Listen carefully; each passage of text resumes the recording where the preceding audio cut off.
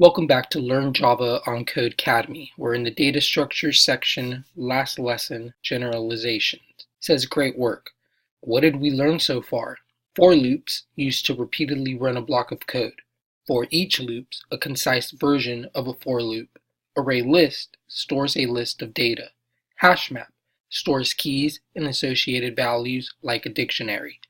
Our instructions: inside of the main method and before the for each loop, create an array list called sports that stores string types. So before our for each loop, which is here, we're going to go right before it and we'll create our array list.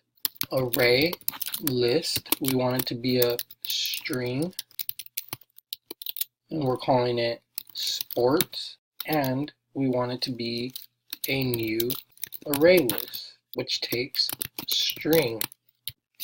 So this should create a new array list called sports, which will be empty, but it will declare it. Let's run this. We did pass. Second, it wants us to add football to sports. Similarly to how they added to the hash map, we're going to do that for our array list, but instead of put, we're using add. We're going to add a football to sports, which will be sports.add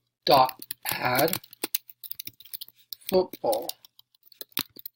So that should add football to our array list. Let us try that. We did pass. Next, it's saying add boxing to sports. So same as here. We'll go under it, do sports.add, and we'll do boxing. And then run this.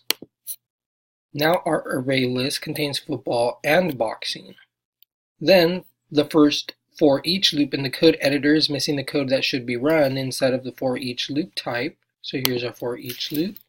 In here we're going to type system.out.println, and we want to print the current iteration of sports, which will be that current instance of sports that we are in the list. First it will print football, next it will print boxing. Let us run that, and we got football and boxing. So fifth and last, uncomment the incomplete for each loop towards the bottom and complete the loop by typing. So the incomplete for each loop is down here. We want to uncomment it, and inside we're just going to complete it by saying string city and then saying major cities dot key set. So this should be what it's asking. Let us run this. So I spelled cities wrong. I spelled cities. So let's try that again. This time we did pass and we did print out. New York was founded in 1624, which would be city plus was founded in, and then plus major cities get city.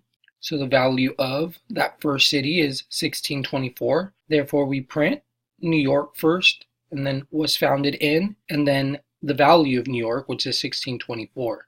And that's the first time through the loop. Second time we'll print out London was founded in 43, and so on.